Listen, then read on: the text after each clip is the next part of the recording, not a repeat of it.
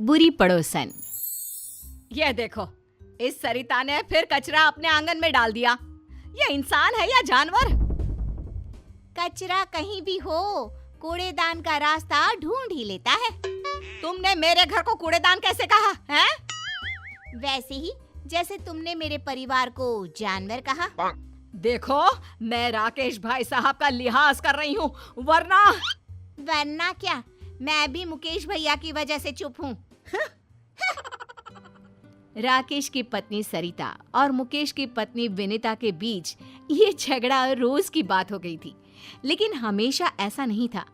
दोनों परिवार 4 पुश्तों से अच्छे पड़ोसियों की तरह रह रहे थे। राकेश और मुकेश दोनों एक साथ ही बड़े हुए और बचपन से अच्छे दोस्त रहे। शादी के बाद दोनों की पत्नियां भी सहेलियां बन गईं, लेकिन धीरे धीरे दोनों में मनमुटाव हो गया, जिससे माहौल बदल गया। तब से ना चाहते हुए भी बचपन के दोस्त दूर हो गए। देखा, आज फिर उस सरिता ने हमारे घर कचरा फेंका। अरे इतनी हवा चल रही है, कहीं से उड़कर आ गया होगा। तुम्हें कैसे पता कि सरिता भाभी ने फेंका है? अरे जिस चिप्स का पैकेट मेरे सामने उड़कर आया, वो वही तो खा रही थी। अरे ये क्या बात हुई? अरे चुप रहो, तुम कुछ नहीं समझते। क्यों सुबह सुबह लड़ने लगती हो? तुमने देखा नहीं शुरू किसने किया था? कुछ भी बोलेगी तो क्या मैं चुपचाप सुन लूंगी? अरे नहीं, तुम तो बस सुनाती हो। क्या कहा तुमने? नहीं, कुछ नहीं, सब समझती हूँ मैं। देखना तुम, किसी दिन ना मैं।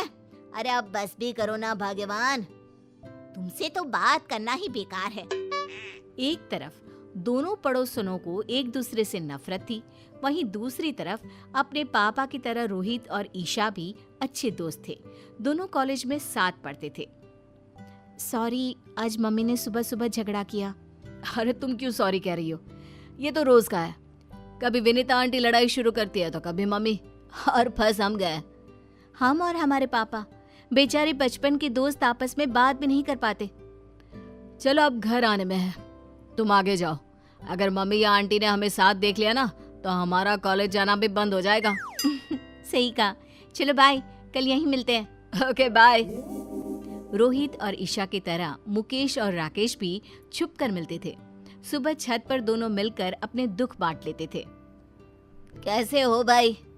बस ठीक ही हूँ, तुम सुनाओ, ऑफिस में सब ठीक? ऑफिस में तो सब ठीक है, बस घर में सब ठीक हो जाए। इन दोनों का झगड़ा तो रोज की बात हो गई है। तेरी हिम्मत कैसे हुई मेरे बेटे को आवारा कहने की? मुझे मिसेस शर्मा ने सब बता दिया, शर्म नहीं आती?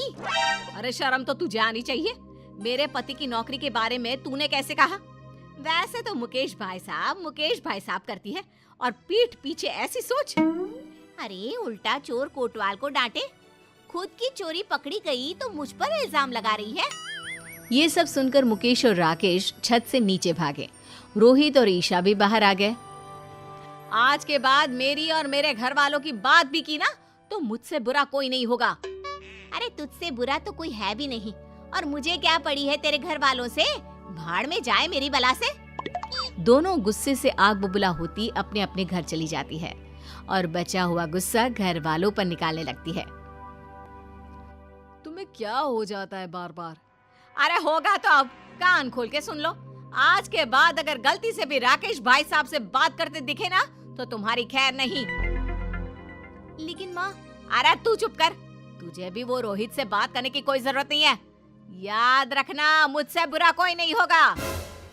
देख लिया तुमने अपनी भाभी के तेवर? आज से सारे रिश्ते खत्म। अब अगर छत पर तुमने मुकेश भैया से बात की तो। अरे तुम्हें कैसे पता कि हम छत पर मिलते हैं? तुमने क्या मुझे बेवकूफ समझा है? अगर तुमने मुकेश भैया से बात की तो मैं मायके चली जाऊंगी। अरे क्या माँ, जरा सी बात में। तू भी सुन ले हीरो, अगर कॉलेज में ईशा के साथ बात की तो अपनी माँ को भूल जाना। सरिता और विनीता के रोज रोज के झगड़ों को खत्म करने के लिए रोहित और ईशा ने प्लान बनाया और चुपके से राकेश और मुकेश को कॉलेज के कैंटीन में मिलने बुलाया। अरे बच्चों, हमें यहाँ क्यों बुलाया? हाँ, अगर तुम्हारी मम्मियों को पता चल गया तो हम चारों की चटनी बना देंगी वो। पापा, मुकेश अंकल, हमने मम्मी और आंटी के झगड़े को खत्म करने का प्लान बनाया है। कैसा प्लान? देखिए, मम्मी और आंटी दोनों दिल की बुरी नहीं है। दोनों के झगड़े का कारण थोड़ी गलतफहमियां और बाकी चुगलियां हैं। आपने सुना नहीं था? मम्मी को विनीता आंटी और विनीता आंटी को मम्मी के खिलाफ वो शर्मा आंटी ने ही तो भड़काया था। हाँ, विनीता तो बल्कि रोहित की हमेशा तारीफ करती है। कहती है इतना समझदार लड़का है, पढ़ाई में भी अव्वल है। सही कह रहे हो। सरिता भी तुम्हें अपना भाई मानती है। वो क्यों किसी से तुम्हारी बुराई करने लगी? बस पापा, इसीलिए हम चाहते हैं कि दोनों को एक दूसरे की अच्छाई का पता चले और झगड़ा भूलकर दोनों में दोस्ती हो जाए। ऐसा प्लान है। कल मम्मी मार्केट जाने वाली है और विनीता आंटी मंदिर, तभी सही मौका है। अरे लेकिन करोगे क्या? यहाँ आइए। दोनों बच्चों ने राकेश और मुकेश को प्लान सुनाया। लेकिन बेटा, कोई गड़बड़ तो नहीं होगी ना? डोंट वरी अंकल, हमने अपने दोस्तों के साथ मिलकर प्लान बना लिया है। सुनो जी, कल मंदिर जा रही हूँ मैं। अब ठीक है, आराम से जाना। हेलो रोहित बेटा, तुम्हारी आंटी निकल गई है। All the best. सुनो जी, पैसे दे दो, मैं मार्केट जा रही हूँ। अब हाँ, टेबल पर रखे हैं और मैंने सामान की लिस्ट भी बनाई है, वो भी लेते जाना। बेटी ईशा, तुम्हारी आंटी निकल गई है, जरा ध्यान से। जैसे ही विनीता मंदिर से बाहर आई, उसने देखा कि वहाँ भीड़ लगी है और लड़ाई हो रही है। उस लड़ाई में उसे एक जानी पहचानी आवाज सुनाई दी। वो तुरंत पास गई। आंटी आ रही है, चलो नाटक शुरू करो। अरे पैसे तो देने ही पड़ेंगे, तुम्हारी वजह से हमें चोट आई। देखो, एक तो तुम रॉन्ग साइड आ रहे थे, ऊपर से एक बाइक पर 3 सवार, स्पीड तुम्हारी ज्यादा थी और इल्जाम मुझ पर। गलती किसी की भी हो, पैसे तू ही देगा। और ना दूं तो आज मार मार के तेरी हड्डियां तोड़ देंगे और तेरी ये बाइक भी। देखो, मैं पुलिस को बुलाऊंगा। तीनों लड़के रोहित के साथ धक्का मुक्की करने लगते हैं। ये देखकर विनीता बीच झगड़े में कूद पड़ी। बंद करो ये, तुम्हारी हिम्मत कैसे हुई इसे हाथ लगाने की? मैडम, आप बीच में मत आओ, इसकी वजह से हमारी गाड़ी टूट गई, अब हम इसको तोड़ेंगे। मैं इसे अच्छे से जानती हूँ, ये कभी गलती नहीं करता। गलती तुम्हारी होगी। अब भागो यहाँ से, वरना पुलिस को मैं बुलाती हूँ। नहीं, पुलिस नहीं। अरे भागो यहाँ से। थैंक यू आंटी, आपने बचा लिया। अरे बेटा, तू मेरे बेटे जैसा ही तो है। तुझे चोट तो नहीं आई ना? नहीं, मैं ठीक हूँ। आप जो वक्त पर आ गई। अरे बस भी कर, चलो मैं आपको घर ले चलता हूँ। अच्छा ठीक है बेटा, लेकिन अपनी माँ को मत बताना कि मैंने तेरी मदद की। सरिता एक दुकान में सामान खरीद कर वापस जा रही थी, तभी उसे एक आवाज आई। छोड़ो मुझे, हाथ मत लगाओ। अरे ऐसे कैसे छोड़ दे? बचाओ, बचाओ। सरिता ने देखा कि ईशा को कुछ गुंडे छेड़ रहे हैं। आंटी ने देख लिया? हाँ, तो एक्टिंग शुरू करो। आज अकेली मिली है, अब बच के कहाँ जाएगी? ये सब देखकर सरिता ईशा को बचाने के लिए दौड़ी और अपनी चप्पल निकालकर उन्हें पीटने लगी। अरे कम बख्तो, रुको जरा, बताती हूँ तुमको। ये ले। अरे बाप रे, भागो यहाँ से। अरे रुको, अभी तुम्हारी अकल ठिकाने लगाती हूँ। भागते कहाँ हो? रुको। जाने दीजिए आंटी, वो भाग गए। थैंक यू, आपने मुझे बचा लिया। अरे मेरी बच्ची, तुम ठीक तो हो? मैं ठीक हूँ आंटी, आप जो आ गई। वो तो भाग गए, वरना मेरी फूल सी बच्ची को छेड़ने वालों की तो टांगे तोड़ देती मैं। चलो आंटी, घर चलते हैं।